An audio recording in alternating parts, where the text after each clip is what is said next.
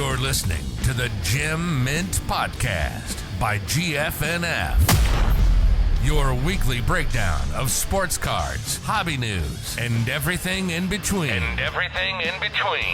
Here's your hosts, Jake and Nico. Yo, what is going on, everyone? Welcome back to Gem Mint by GFNF. We are on to episode 19, almost at 20. It is May 25th. What is going on, Jake? Much. 62 days until the National. Wow, you were ready this time. or did you remember it was 69 last week? I just remember that it was it's the 27th and it's the 25th today, so I just did 60 plus 2. That's just elite math. Yeah, it's just a quick mental math. Always sharp. Yeah, I feel good about it. Yeah, good. Halfway through the week, then like a little Wednesday mental math. Our mental capacity is strained. It's been a busy week. Yeah, it has been. Let's hop into some of the retail rundown from this past week. Target, there was a Sunday drop. It was like Prism. First of all, this product dropped like the hobby dropped months ago at this point. Prism Soccer, they dropped Megas, Blasters, and I think Fat Packs. Megas were like $50, but I mean, you can get a hobby box for like $200. So there's really no profit or anything there, just kind of like a personal item. No Target drop at all this week. I don't think we were expecting one. So nothing out of the ordinary there. Walmart skipped this week for like the first time in what seems like forever. I guess because they didn't really drop anything last week, so maybe it's for the better. It also could just be that there's a holiday coming up. Maybe they didn't want to deal with that logistics nightmare. I got to be honest with you. After today, I'm glad they did.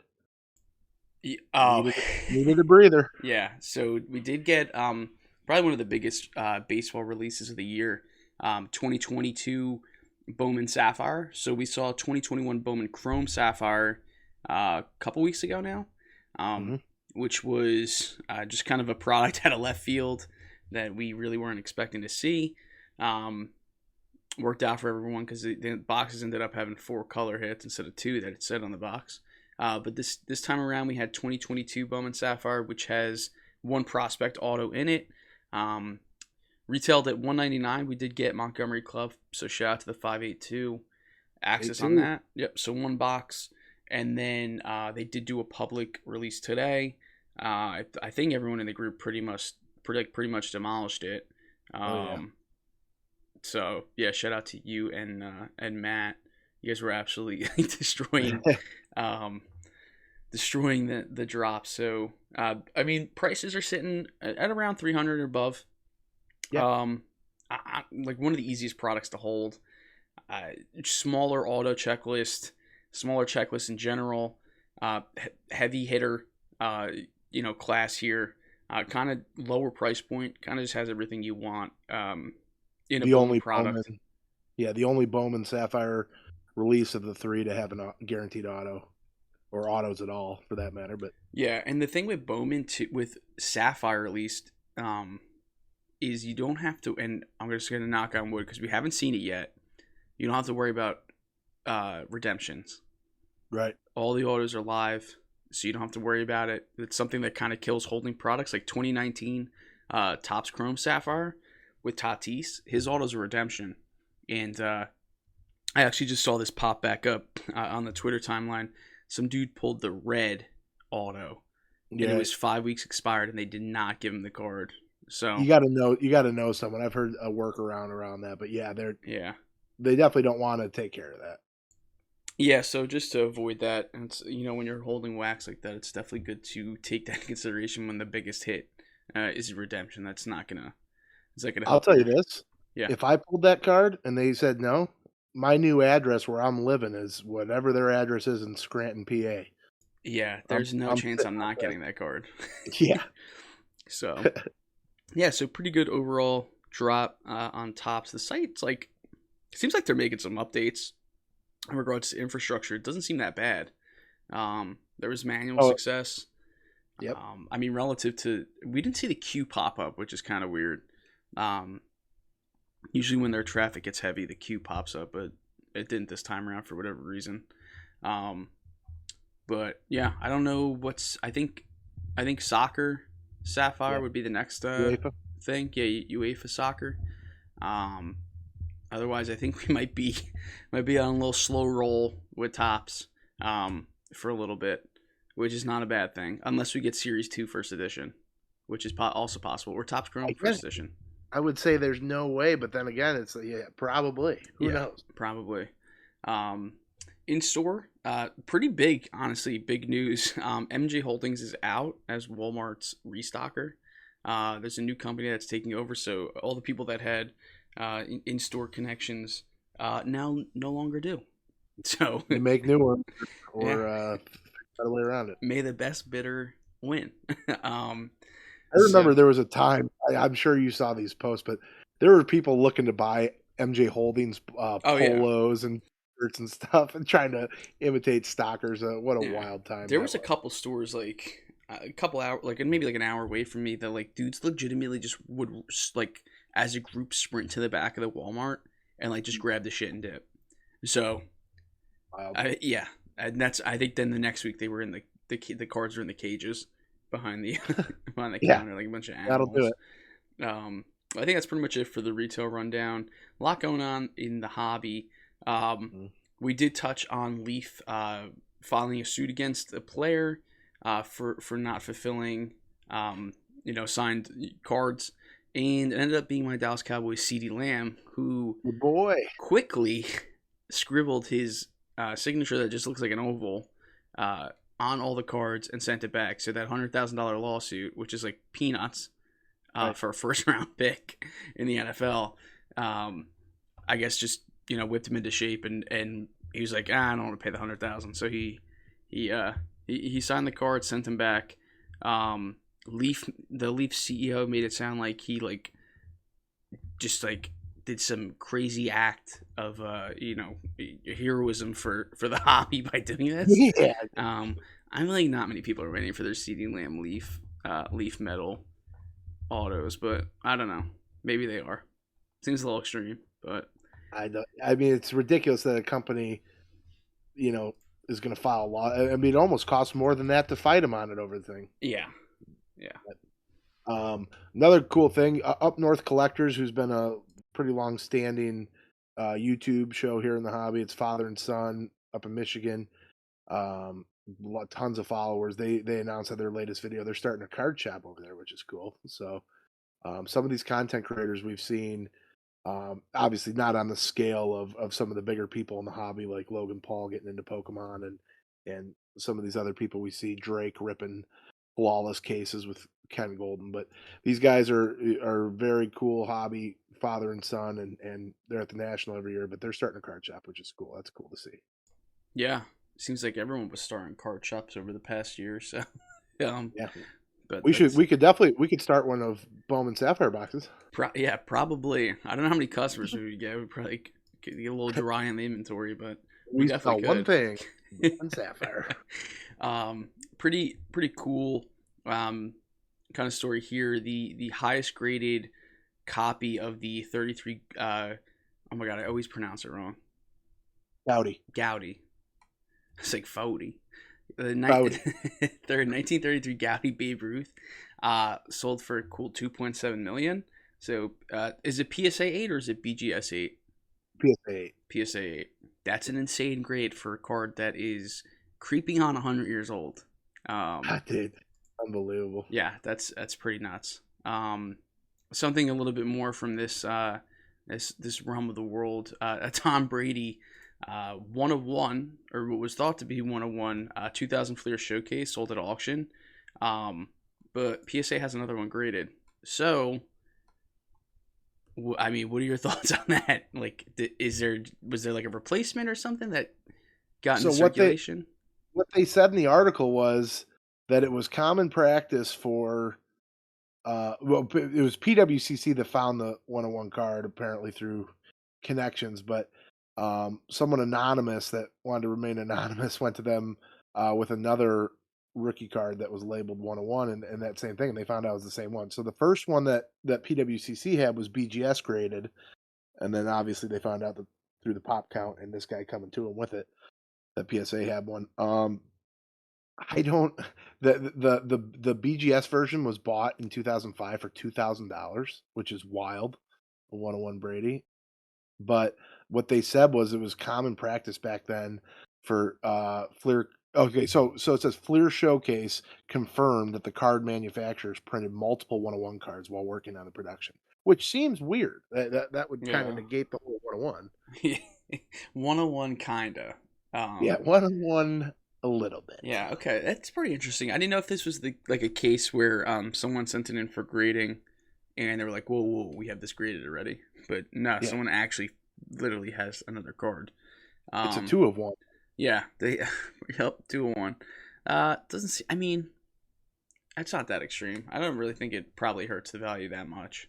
I mean, I would assume maybe even some companies do print multiple 101s, one to keep, in case they have to replace it or some sort of, printing damage to it. But to have them both in circulation, someone screwed something up. Did the guy that won this at auction know there was another one out there before he won this for $400,000? Yeah, no, he did not. Ooh. I wonder if he could be like, "Nah, just kidding, I'm not buying it." The Brady stuff has a tendency of that. Didn't we have the Brady last touchdown football sold? Oh, well, that was a special case. He legitimately screwed that guy over. Yeah, and that wasn't fair. And then he offered him a Bitcoin after he spent like $800,000 or something on that ball. Yeah, nice of him. Yeah, eBay, they just seem to be just doing everything. They're getting into the NFT business in a partnership with Wayne Gretzky. Do you know a little bit about this, or? Yeah, so basically, it's their NFTs of Wayne Gretzky. So Wayne Gretzky partnered with them. And there's going to be 13 total limited edition collectibles. So their Web3 platform called One Of, or Two Of if you're talking about the Brady card, but One Of 3D animated Gretzky stuff. So this One Of company apparently is planning multiple series of sports NFTs in the partnership with eBay, and they mentioned one of which will be the Sports Illustrated covers. So they'll have an iconic athletes of Sports Illustrated covers NFT, and they mentioned that most of their NFTs will start at $10 each. So I'm in at $10. I don't know. Yeah, I mean $10. Yeah, so this is kind of like the Mantle 52 that we saw Topps do. It's kind of like a little bit more of a like a video NFT more than just like a profile picture type thing. So pretty interesting. eBay you just don't realize like all the other stuff that eBay has going on than just being like an e-commerce giant. So it's pretty interesting. Whatnot. Shout out to Whatnot. They're under scrutiny as the problem circulates with wrong postage amount, which is resulting in postage due notes. Yeah. Well, speaking of postage due notes, as you know, I got one from Topps UK on one of the F1 Sapphire boxes. Yeah. Which is ridiculous because we paid postage on it. I'm pretty certain, didn't we, on those? Oh, we definitely did. Yeah, so they charge us postage and then charge me more postage. So, but yeah, apparently Whatnot, some of their, because they generate the labels, obviously, for their sellers to slap on, as you know. Not well. They do. And not well. Apparently they're undercutting it where a lot of people that are getting their stuff are getting postage due notes to be able to claim their packages from Whatnot, which is not good. Yeah, I'm interested to see. We had a couple going to Canada. Oh yeah, those are getting it for sure. I'm just a little curious what is going to happen with those. I'm actually looking right now to see if it if this person's going to get our up north mates. Don't hate us. It's not our fault. Yeah, it's Whatnot. I honestly didn't even know they allowed international shipping until I went and actually packaged the stuff up. I was actually kind of surprised. Yeah, it's weird. But yeah, they better figure it out. DraftKings, they are now tracking hot rookie cards on their site. Looks like they're just using alt data, so shout out to alt. Really like them. So I think it's more of like they're just trying to put out more content. I don't know if it's necessarily a partnership with alt. I mean, they're obviously giving them credit, but I mean, we definitely started it, so we were first. They're copying us. I mean, so DraftKings has like their NFT sector as well, and I know alts, their digital asset or alternative asset solutions. So be interested to see if they kind of intertwine a little bit more with DraftKings than just providing providing data for their articles. Moving along again to another GOAT, 101. This one's actually 101. It's the first ever. Yeah, this one's pretty crazy. This is the Michael Jordan Finals Hardwood. It's on sale right now, correct? Yeah. Yeah, so it's a PSA 6 with a 10 auto. It's pretty sick. It's such a good looking. It's really sick. I don't know how they got they just shave a slice of hardwood floor off. Yeah, I mean it's kind of like, think about like the cards that they put, dirt, from a game in. Yeah, but baseball. You can manipulate dirt. You can manipulate jerseys to fit. Like this, they gotta cut it exact. Yeah, it's oh man, it's pretty neat. A beautiful auto on it too. So it's from the 1998 finals. It's from. Oh, okay, so yeah, it's from the 1998 finals, and the picture on it is from the last shot in Game 6 to win. So yeah, so cool. So Upper Deck purchased the hardwood floor at the Delta Center for an estimated $1 million in 1999. Oh, what a good investment that. So, well, I mean, they're not selling this card, right? No, but they're selling. Hasn't been offered for public sale in the last 10 years. Pretty crazy. This is going to go for a lot. A similar Jordan sold. So there was one with 23 copies, which is kind of compared to this card. And That's a jersey. Yeah, it sold for $2.7 million in a private sale via Golden. And then there was a $2 million sale. So, I mean, what does this go for? 5? I would think close to, if not more. Yeah, someone wants this, and someone's gonna get it. I'll tell you one thing that's absolute certain: it's not going to be me. Yeah, no, definitely not me either. But yeah, that's gonna be pretty cool. I'm sure whoever gets it, it's gonna be either someone that's gonna be completely quiet about it, or someone that's going to just paste that all over social media. So we'll see. We'll see. I think that's pretty much it for the hobby. Just a lot of crazy kind of cards popping up, and it's just a small leaf lawsuit. Nothing crazy. Moving on to the sports world. So we had the Spanish Grand Prix. Poor Charles Leclerc had his heart ripped out from like 2/3 through the race. His power unit just died, and he just lost complete power to his car. So he had to retire and pretty much handed the win to Max Verstappen. And then Carlos Sainz, he spun out as well. There's so much crazy stuff, dude. Yeah. And Lewis Hamilton getting punctured on the first lap and fighting all the way back. Yeah, he went from 19th to 5th place. So it was really, until like the last 10 laps, it was a pretty crazy race. Like George Russell, absolute beast. He was, like, the defense he was playing was just nuts. What do you think of what happened with Ferrari? Like having Checo in the lead. Oh, Red Bull. You mean Red Bull? Or Red Bull. So yeah. Red Bull.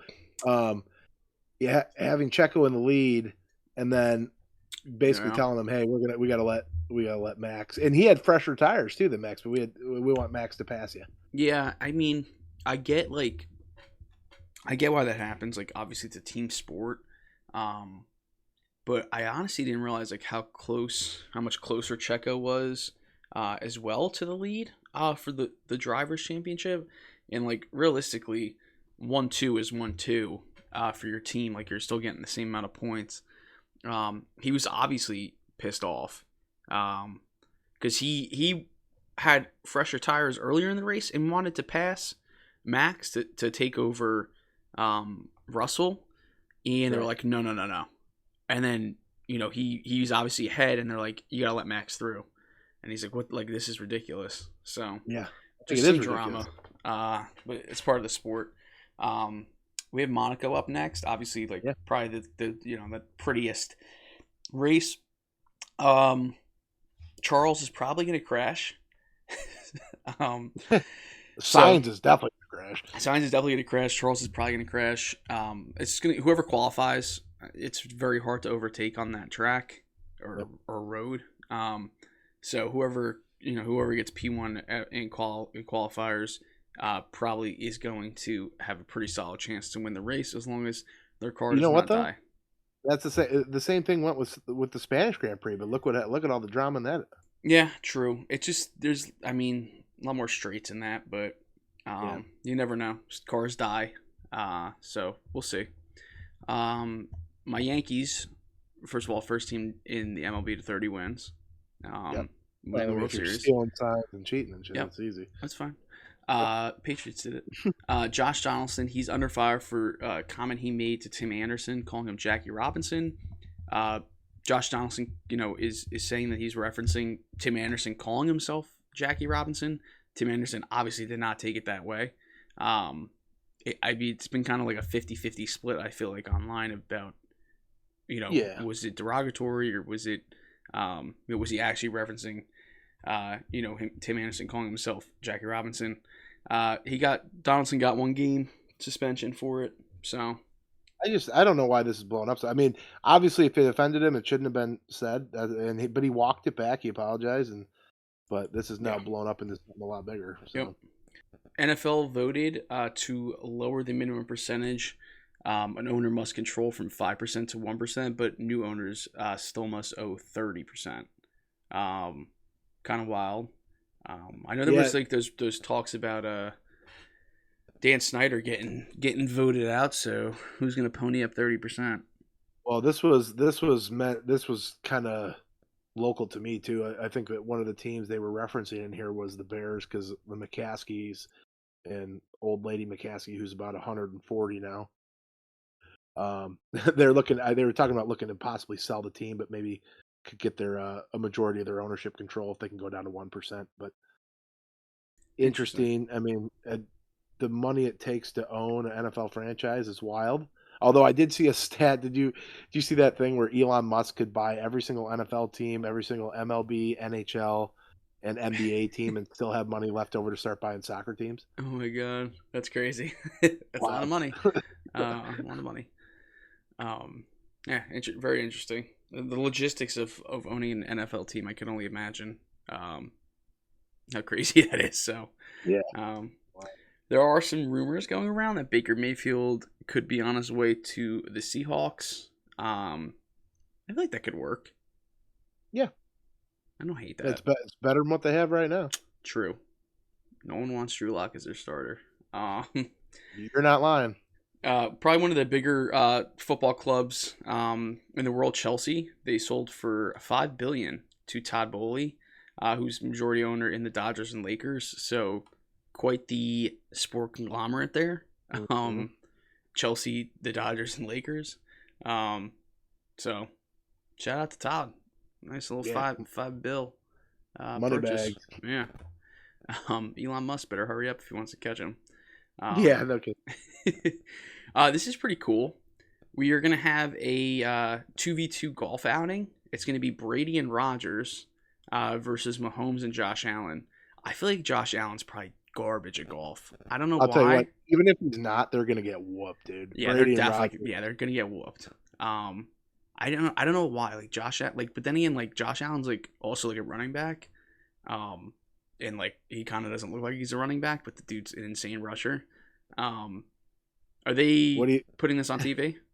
Yeah, it's going to be on. I think it's TNT has got it. But okay. Yeah, it'll be at nighttime on June 1st, which is about a week away, a little less than a week away. Oh, that's pretty cool. I'll tell you this: a couple things that I know for certain. First of all, did you see the video of Tom Brady golfing today?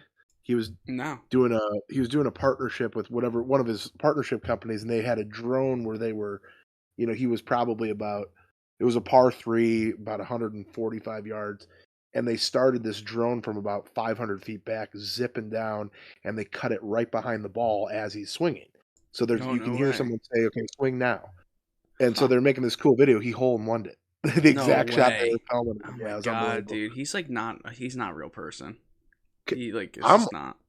We're watching this together because I want to see a reaction when Tom Brady and Aaron Rodgers, the stoic, Hall of Famers that they are walking down the fairway and look to the left, and Patrick Mahomes' wife and brother are making TikToks. Oh my That's god. gonna We'll have to get Al in there too, since he's the Buffalo guy. definitely. Yeah, that should be cool. I like those kind of like celebrity golf It's things. NFL's nearing the end of their Deshaun Watson investigation. As his accuser appears on HBO's Real Sports.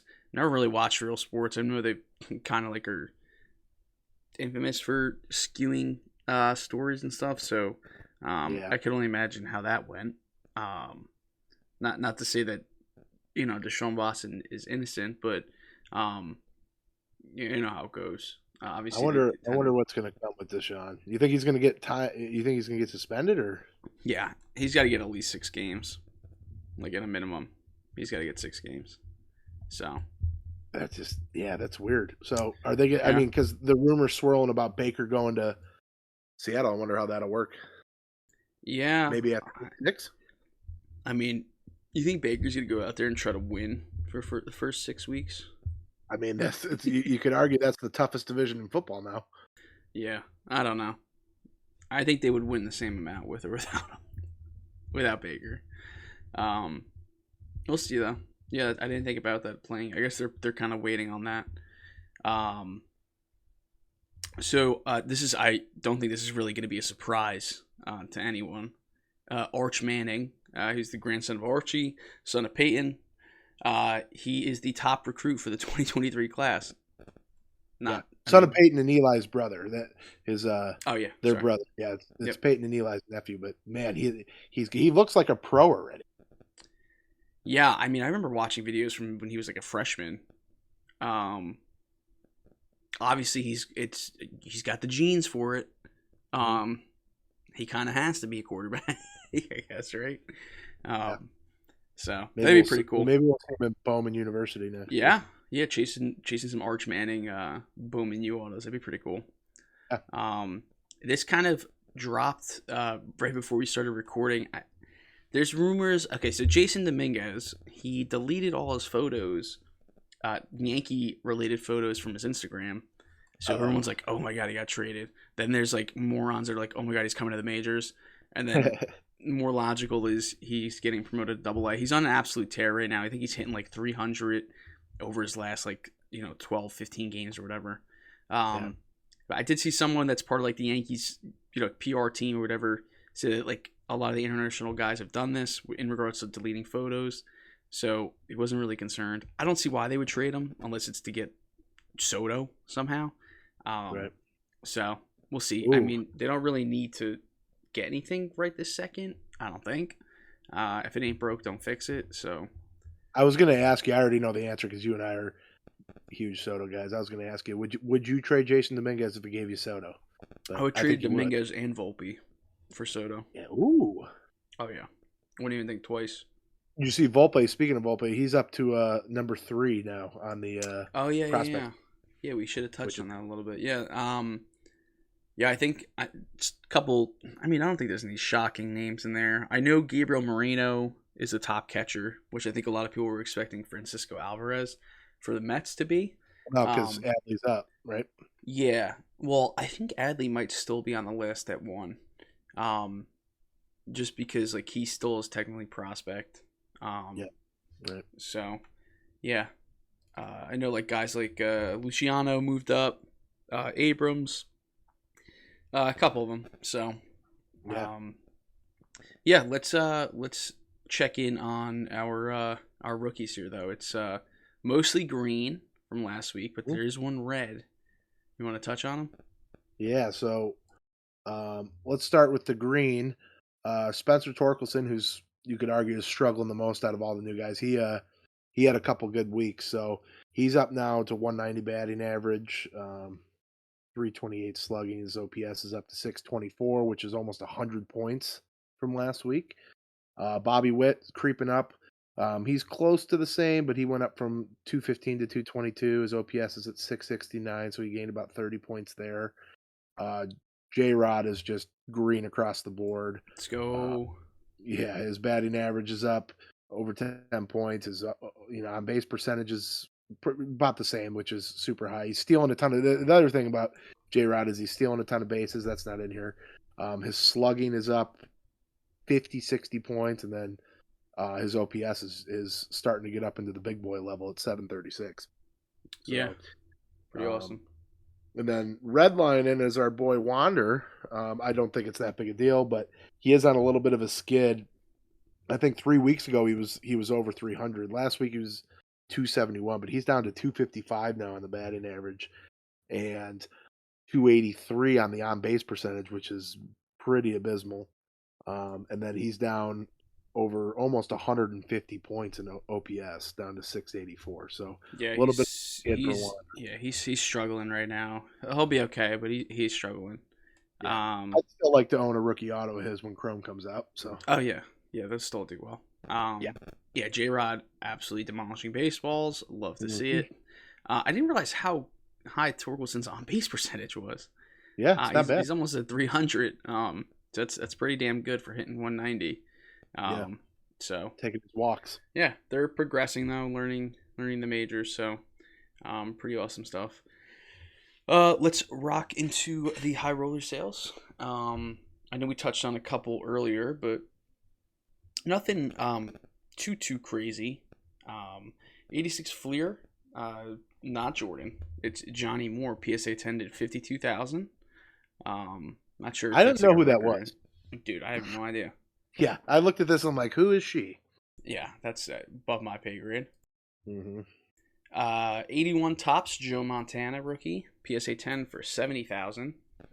Little F1 action. 2020 Topps Dynasty Charles Leclerc dual Ferrari patch auto. 80,000. That's with the 101 Superfractor from Chrome selling for 260,000 as well last week on auction. This seems like a pretty good deal. 52 Topps Mantle BVG 5.5 for 90,000. Not sure if it's centered at all. I don't know did you take a look at it? Yeah, I looked at it. It's not great, but that's more in lines of what PSA 3 pricing. Yeah, BVG 5.5. Or are you saying like 90,000? Yeah, 90K. Yeah. Yeah, I guess you kind of have to crack it and get into something modern if you if you want. How nerve-wracking would that be, cracking that up? Yeah, not doing that. You just send that right to PSA to do a crossover. Yeah. A Luka, he's still in the playoffs. I think they're still surviving.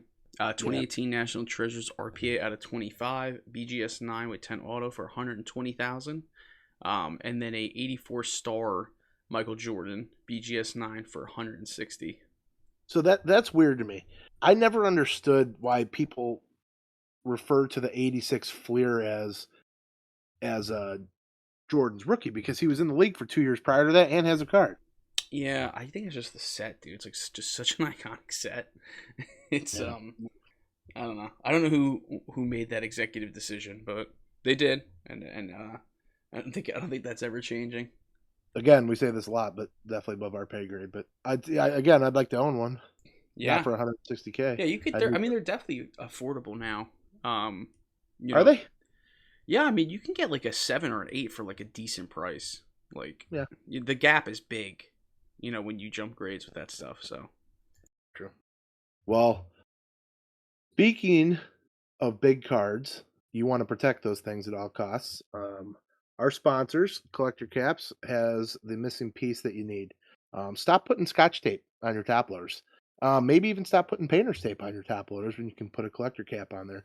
Offers 360-degree protection. Looks great.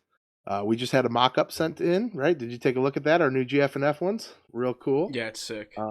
Allows you to do basically anything. Market your company and your logo. You can parallel match to the cards. Anyway, multiple colorways. They can do it all. So if you send them ideas and stuff, I'm sure they can make it happen.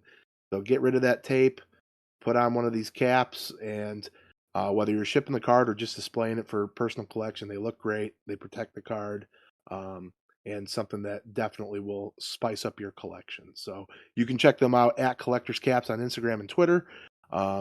shop online with them, collectorcaps.shop. Use code GFNF for 15% off. We like what they're doing over there.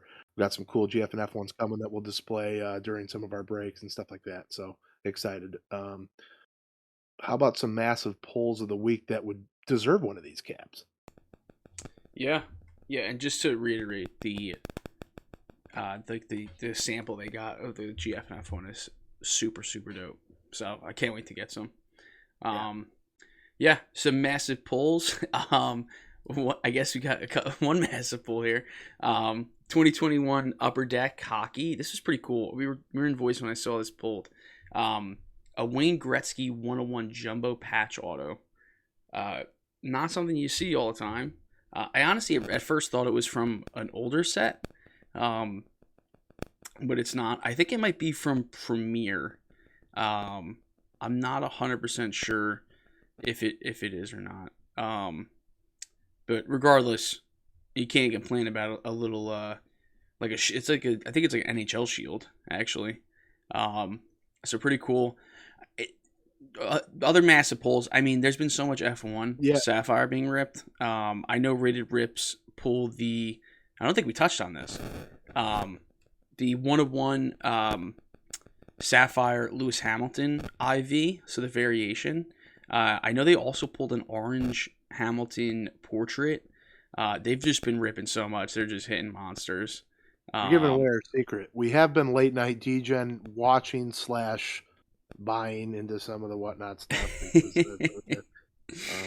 I've been watching from the sidelines, but well, that's because you did all the work of breaking it for the first. Oh yeah, that was a lot of work. Honestly, but still waiting on our Lamborghinis. For that first 101 pull. But you imagine if that was a thing? That'd have been crazy. I know. I did see a couple cool pulls this week. Topps Tribute Baseball.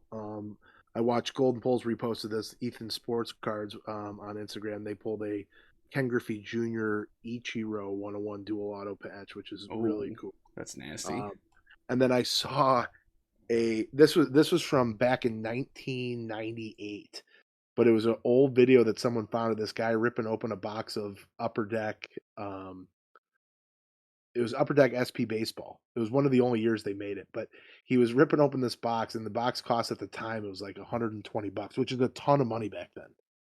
And he's ripping it open in the shop, and he goes, "It's a little lackluster." As he's going through the thing, and gets to the last card, and it was a dual cut auto Babe Ruth Mickey Mantle. I wouldn't even know what to do if I pulled something like that. Yeah, I would have passed out. Like, yeah, I would have just like froze. That's definitely a lifetime pull. What's that? What do you do with it? Because I mean, this is before alt. This is before golden. This is before anywhere. Just keep it and appreciate it. Yeah, I guess that's literally a once in a lifetime thing. Unbelievable.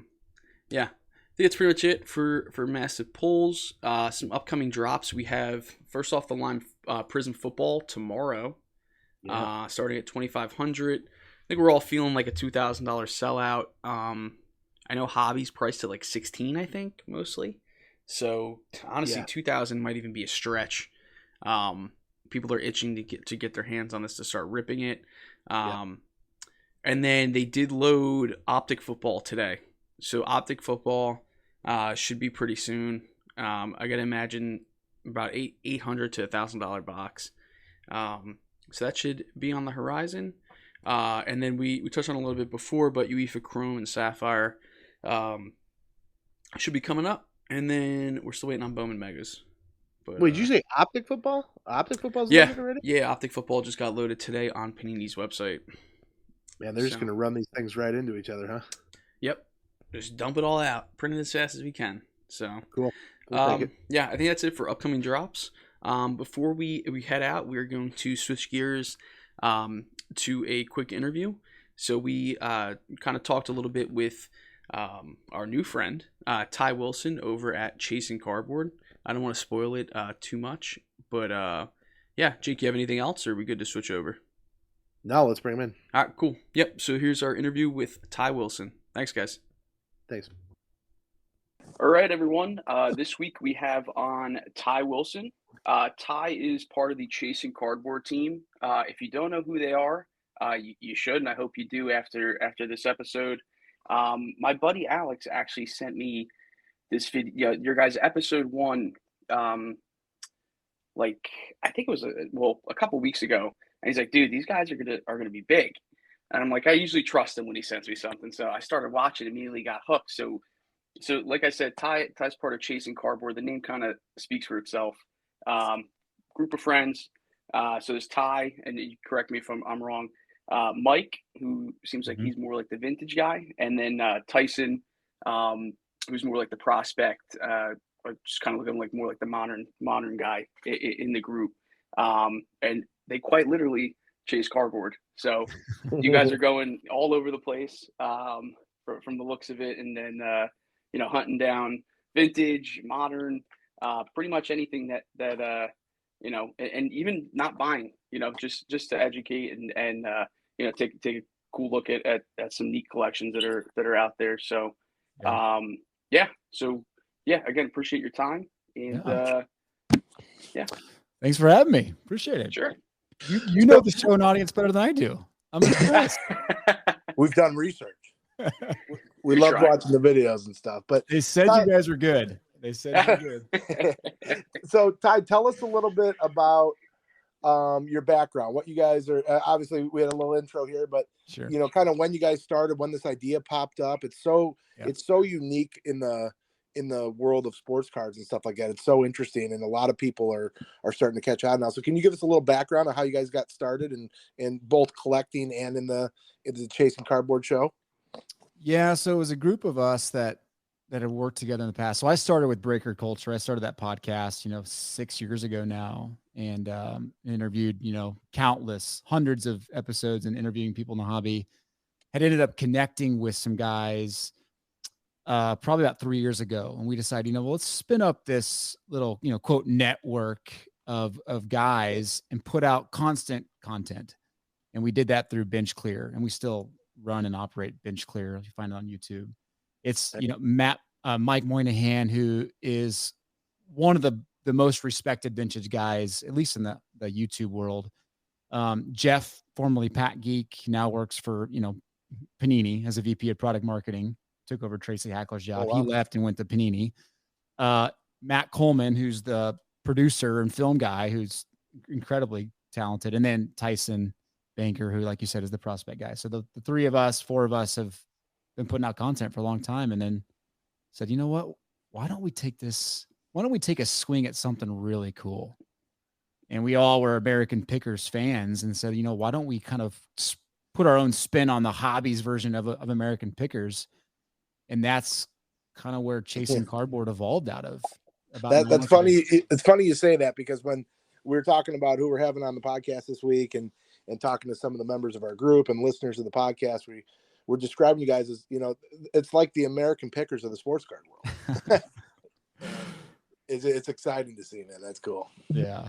It's it definitely, I'm sure that's not the first time you guys have heard that, but I'm upset I haven't come across your content earlier, because I can only watch so many videos on YouTube of people opening sports cards, breaks, all that stuff. So it's a nice fresh breath of fresh air to have something a little bit different.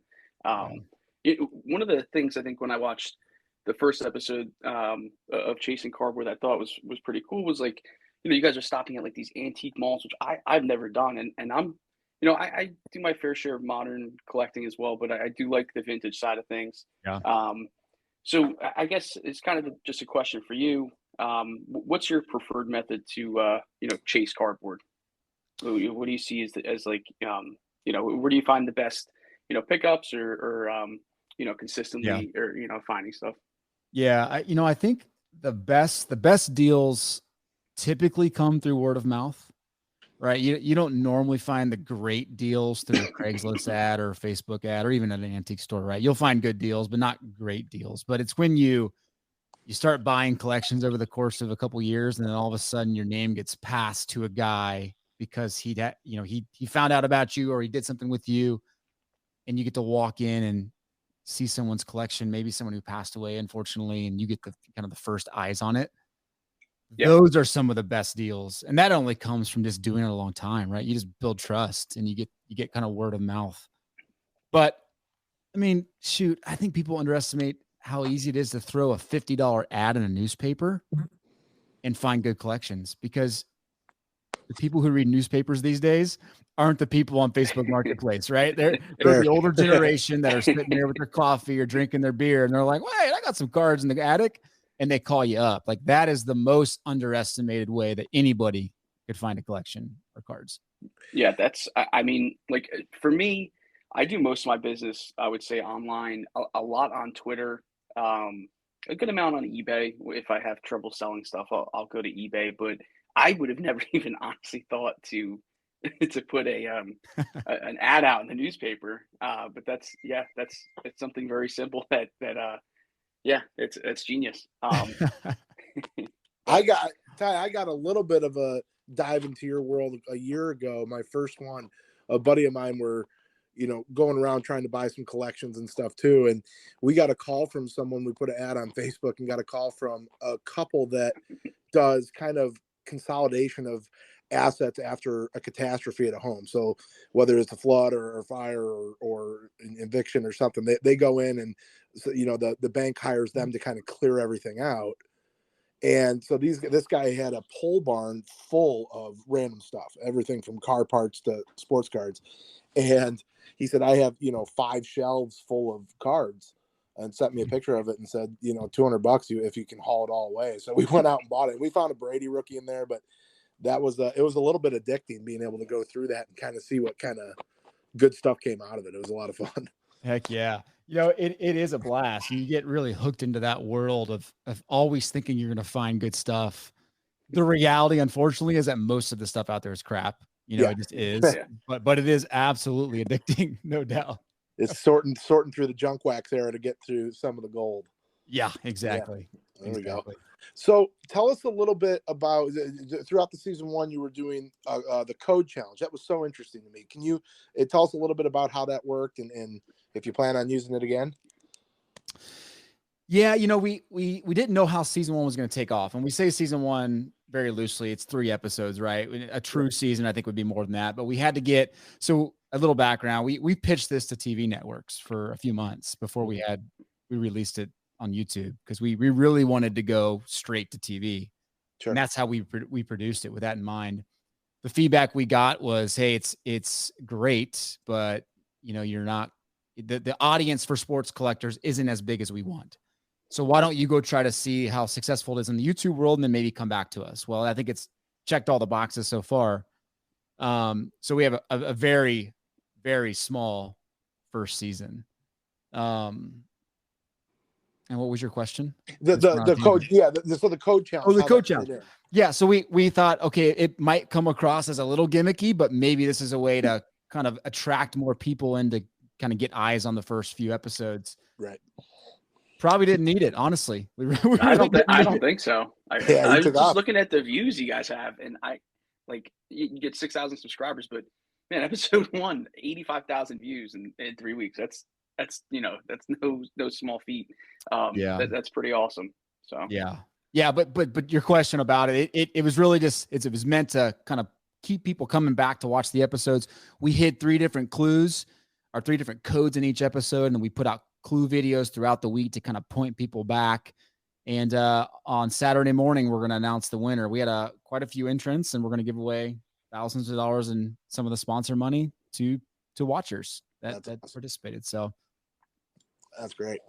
Now, is shifting to the hobby as a whole, obviously, we've all seen this hobby go up and down, especially if you've been in it longer than just 2020. But what are your thoughts on the current state of the hobby comparatively to where it was when you started? Yeah, that's a tough question. I mean, I think obviously the market's cooled considerably, right? Across the board, high end, mid tier, low end, everything is cooled. I mean, it is what it is. And at this point, you just have to accept it. I think it's kind of reverted back to being collector driven versus investor driven, which is probably a healthier spot for the hobby to be in. You can really see it like with wax and stuff, right? I mean, sealed boxes of stuff are selling for below SRP in many cases. Yeah. Like that's pre-pandemic levels now. So the market has matured enough to the point where they realize, holy crap, this is completely overprinted. Why are we wasting our money on it? Sure. Yeah, it seems like people are getting back into the, you got to be selective of what you're doing, whether it's wax or singles or slabs. Yeah. It's a thin line. It seems it's getting thinner to walk here to be able to advance in this hobby. Yeah. It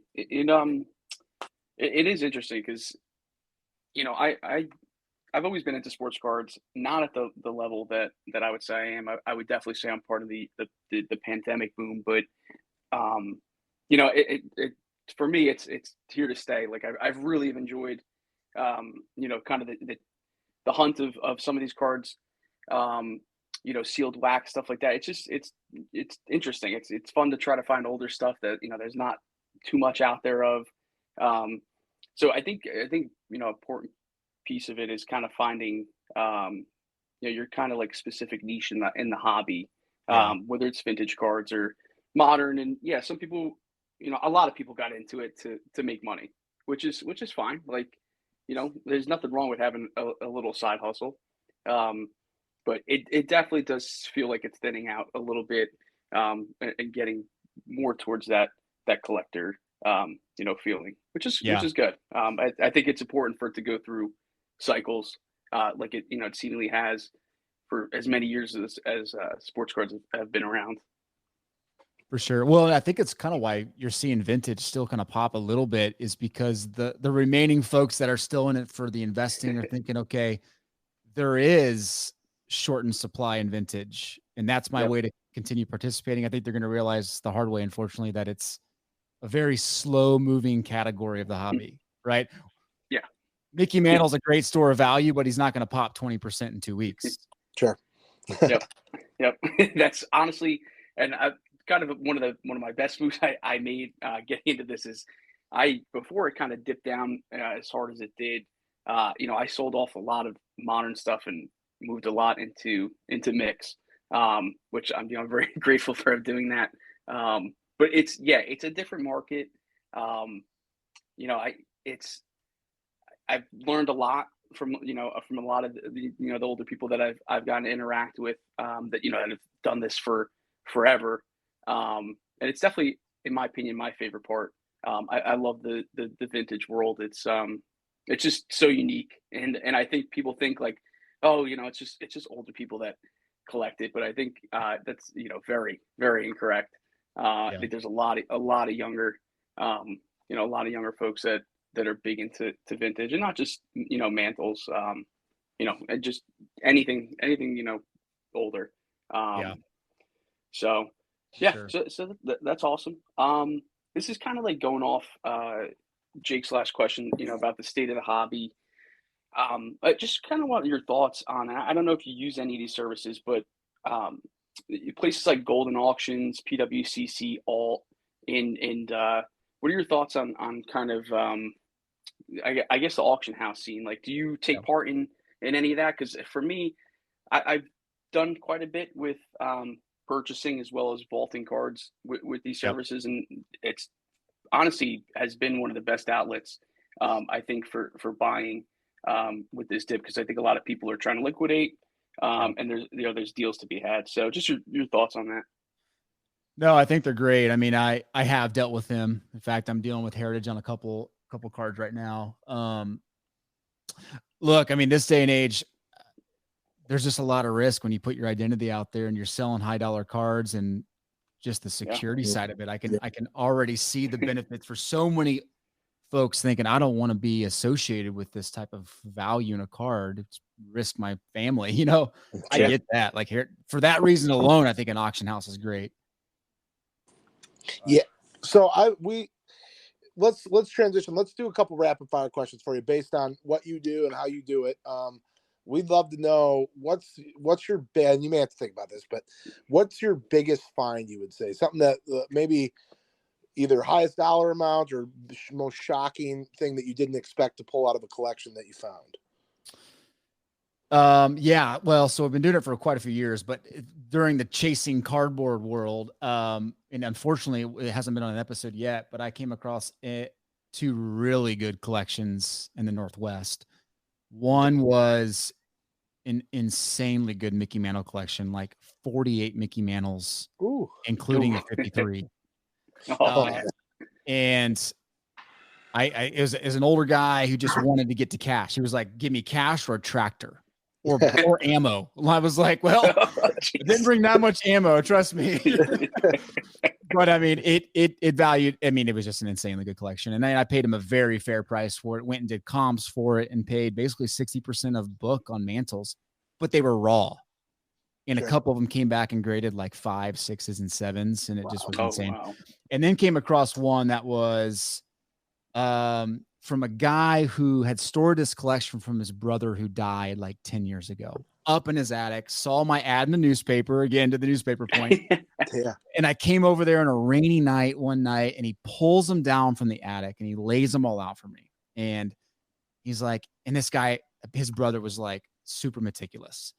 And he's like, my brother, you know, we didn't see him for years. He died. He left these to me in his will. And I go in there, and I had like 20 minutes because it was pouring down rain, and his wife and him wanted to go to dinner. And I'm already seeing like multiple Jeter SPs ungraded. Wow. And he's like, I think there's a Pujols rookie in there autographed. And I'm like, okay, cool. And I was like, hey man, I brought $2,000 in cash. It's probably worth a little bit more than that. I'll write you a check for $5,000. And I actually thought I was overpaying at the time, but I felt like it was fair for him and considering what was there. He's like, are you kidding me? Like, that's amazing. I was thinking like $500. I was like, oh, well, here's $5,000. So I take the $5,000. I go home that night, and my oldest son and I start digging through it. And there's multiple Albert Pujols autographed rookie cards, like 10 plus.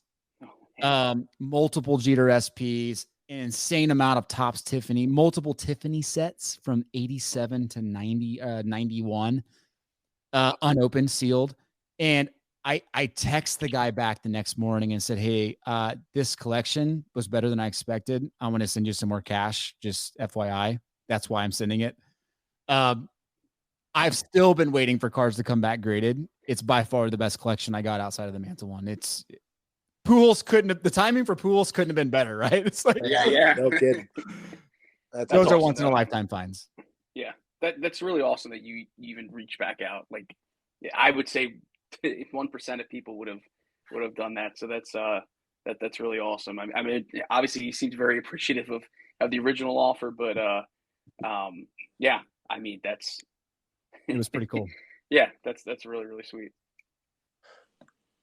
So yeah, go ahead. Yeah, so obviously you guys are kind of like all over the place in regards to like location throughout the show. I guess for you, what's the farthest distance you've kind of traveled to buy a collection? Is it within United States, or have you gone out of the country to pick up some cards? Not out of the country yet. We'll probably end up going to Canada. That's where Tyson is, and there's some collections up there we want to see. The farthest I've driven with a U-Haul has been 12 hours, but we've had multiple flights. We're planning one to go see a couple collections in Washington, D.C. For me, like from Idaho to Washington, D.C. is going to be quite the trip. So yeah, I think we're at 6 states so far now, and we have a two state trip planned for 2 weeks from now. That'll be pretty good. So awesome.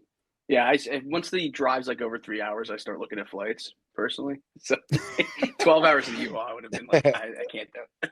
Well, shoot, man, like you at a certain point, you have like with the U-Hauls and like the cost of flights now, you start running the math. You're like, dang it, I have to make this drive to make it work.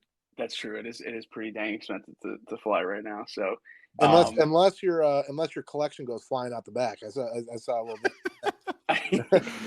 Yeah, that wasn't fun. Yeah. So another kind of like personal question here.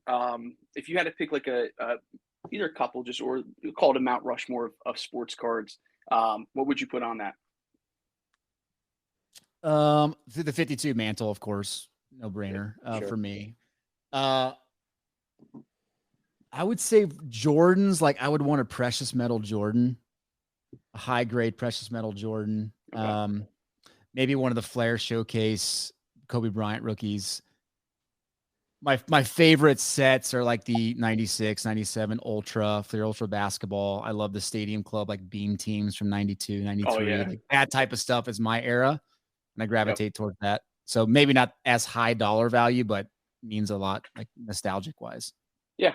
Yeah, usually I feel like people just go, like, super old with the cards. Obviously, the 52 Mantle, just 'cause of how iconic it is, but, Yeah. yeah, I'm not too big into, like, modern basketball, but, like, that older basketball, the Beam Team, like, any of those inserts, like, the jambalaya, like, those are just such sweet cards, and, I kinda wish they, I know they're kinda, like, bring back some of that stuff. I know, like, the Yeah. precious metal gems and all that, it kinda saw a big spike, in the market, but, yeah, some awesome choices there. Do you have any players that you PC, like, specifically, or you kinda, like, have, like, a little bit of variety? Yeah, I do. I PC since I've grown. I mean, as a kid, I've PC David Robinson for the Spurs, Drew Bledsoe for the Patriots. Those are my two kid icons. Okay. But I'm a Mizzou Tiger fan, so Michael Porter Jr., Drew Lock, Jordan Clarkson, all those modern day cards I collect, and the kids collect. We're a big Royals family too, so a lot of Royals. Bobby Witt, the Nice. boys collect Yeah. those guys. So We love some Bobby Witt around here. Oh, yeah. He likes Bobby Witt. You can't not like Bobby Witt. Are Right? we gonna get a little Drew Lock bounce back season this year or no? I'm actually staring at a Drew Lock card I picked up last week, thinking that there's a bounce back coming, hoping that there's a bounce back coming. Yeah. Awesome, Yeah, awesome. I hope. So we appreciate you spending time with us. We'd like to get to know you guys even more. Are you guys going to be? Are you planning to be at the National this year? Yeah, we will. So at least half the crew will be at the National. So Mike, Matt, and likely myself, and probably not Tyson, but yeah, we'll be out there representing. We'll have to have you show us how to chase cardboard inside that big room. And Yeah, I'm not much of a runner, but neither am I. But we'll be able to maybe pick up some of the crumbs you guys leave behind. Yeah. You just need to follow Mike Moynihan around. He's one of the best negotiators at shows I've ever been around. He's incredible. Perfect. Excellent. Well, tell us real quick before we wrap up. Tell us what to expect for season 2 coming up for Chasing Cardboard. Yeah, so season 2 will be 6 episodes. It'll premiere mid-June, episode 4 or episode 1 of season 2, however you want to look at it, and it'll be strung. It's probably more so focused on the going into garages and looking at collections than the first season was. So there's a lot more of that. There's a couple situations we walked into that were a little sketchy that we were able to film that I can't wait for people to see, because it was like That's awesome. pitch black at midnight, meeting a guy. We're like, this is not good. Like, we should just turn around. But we end up spending until 4 a.m. one night on this one collection with this guy, and it was pretty fun. So there's some really neat stories. Awesome. Excited. We look forward to it. Can you tell us where to find you, social wise and websites, so we get the listeners plugged in? Yeah, so you can go to chasingcardboard.tv for the website. And you can just type, be careful when you're typing in Chasing Cardboard on YouTube. There's I found that out today. Right, Chasing Cardboard Butterflies, I think. It's about helping understand what pornography is about. Yeah. We didn't think that through when we came up with the name, that's for sure. So, you'll see Chasing Cardboard, and you'll see the collection stuff that's on YouTube. Yeah. Excellent. Awesome. Well, Ty, again, we appreciate you taking some time out of your day, and thank you. Yeah, we're seriously looking forward to hopefully connecting at the National. And I think, what are we at, like 60 days or so? About 2 months till that kicks off. So again, appreciate it, and we will talk to everyone next week. All right, gentlemen. Thanks for having me. I appreciate it. Thanks, man.